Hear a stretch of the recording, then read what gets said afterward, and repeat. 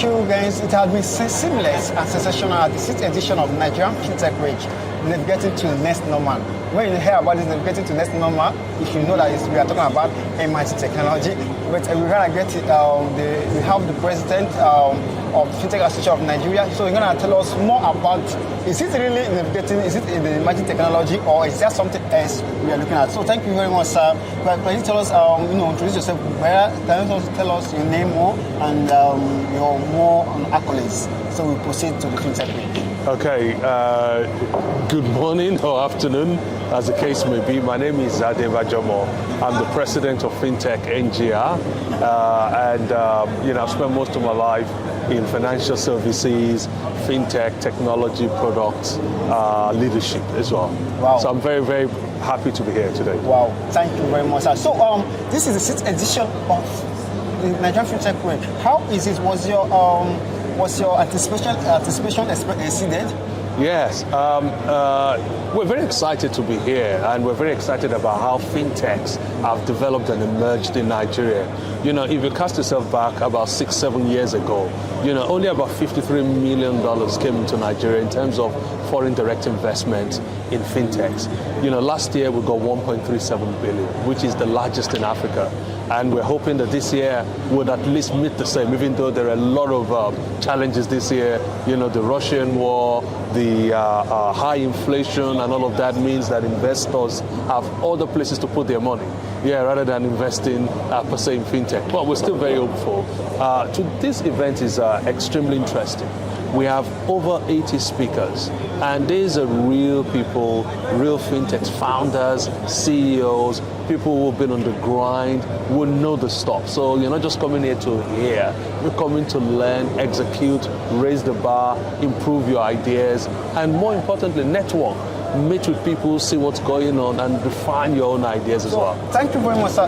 People they want more insight. They're getting to the next normal. So what does that mean? Yeah. So when you take the whole digital transformation, before COVID, everybody's talking about digital transformation. Then COVID started, and people say, "Oh, there's a new normal here." Yeah, it just accelerated the transformation. Now we have to live with COVID. The world has emerged. We know we have to get on with life. So what's the next big thing coming? How do we shape all of this? So when you look at the next normal, it's not just about innovating, and building the next bit of digital stuff. It's also around ESG issues. That's environmental, social, and governance issues. So environmental issues is about making sure that as we grow our fintechs, as we invest, in fintechs, as we bring in new technologies, are we thinking about climate change, its impact, flooding, and all of those stuff? Social issues, talk about, how we interact with each other, how we treat our employers, the communities that we serve. Are we impacting those communities in positive ways? And governance speaks to how do we scale these things up? How do we make sure we manage risk? How do we make sure cyber criminals, don't come in and take all the money we bring? Yeah. So if you don't embed those things inside, then it means that we can't scale. We're just going to stay in these small operations. And we are in a position, certainly in Nigeria, not just to scale within our country, but to scale within Africa and globally, leveraging partners. So that's really where we want to see the next wave of fintechs. Wow, thank you. As we can see, this event, we saw a lot of emerging technologies and the likes of blockchain companies being more part of this year's sensational event. So, can you tell us more about blockchain and seeing a lot of blockchain companies here? Can you just tell us throw more light about blockchain and adoption of it? Yeah, I'm really excited about blockchain technology, and what it's going to do.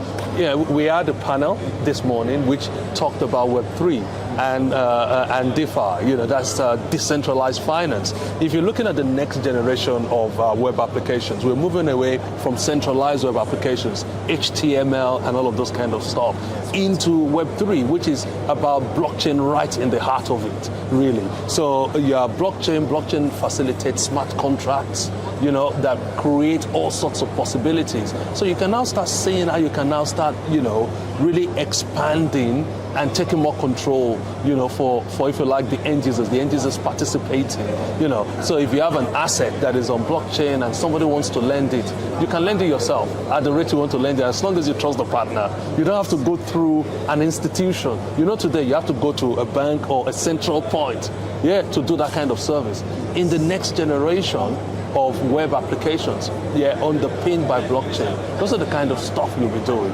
You're this intermediating the middleman, and actually working directly. And that's going to increase the velocity of trade, the velocity of transactions, and hopefully lead to a better experience. Clearly, regulation is important, because without regulation, some regulation at least, not heavy-handed regulation. So, wow, thank you very much. I really appreciate your insights. Was one thing, we know that education is key to mass adoption of these emerging technologies, and Fintech really have seen people are really doing great in educating people. But I'd like to throw more light.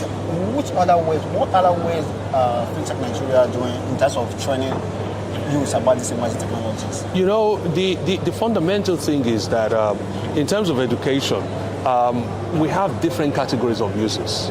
And you have to, if you can't crawl, you can't walk. If you can't walk, you can't run. These are different levels. So the guy with a smartphone is already at a level to the guy who has only a basic phone, if you see my point.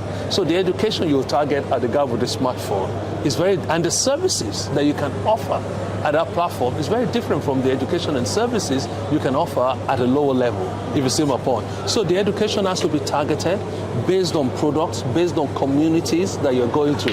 But the baseline is that we have to digitize everybody. Yes. Everybody has to carry a phone. When we digitize everybody's experience, then we can digitize their transactions. Transaction doesn't mean payment, We can follow them and pick data about them. So then we give and all of these little things are very important. To move more and more people into digital transactions. And I think the beauty of digital these days is that most of those services are intuitive to use. If you give somebody a phone these days, they can either dial star 901 or star whatever hash, and bingo. They can follow those simple instructions and bingo, they're there. But where the education is really important is on the products and services that are being offered, if you see my point. So in terms of the utilization of the tools, that's great, but the products and services. So the guy who doesn't know how to make simple payment or transfer, you want to sell him crypto, so let him even understand the basics here of simple payments, simple transfer. Then when you understand that basic, then they understand, again, targeted education to say, okay, maybe you want to buy X investment, or you want to buy commodities, or you want to buy, securities, or whatever. Okay, thank you very much. Fintech is really doing great in terms of educating people, trying to onboard a lot of youth, teach them about this emerging technology, and this conference is like a very, very good ways they are making this impact. But one might have the knowledge, one might have the skills, while one might have the passion, but one key factor, are you interested in funding startups? Because a lot of people have ideas, have the education, but they want to, Africa's, especially Nigeria, are talented, have a lot of talented youths. Are there ways Fintech Nigeria are looking at trying to fund startups that are into, whether in blockchain or in Fintech? The reality is this. The straightforward answer is yes. What we do at Fintechngr is that we connect the ecosystem. So that means that, if somebody needs service X, within the ecosystem, we can connect within that ecosystem.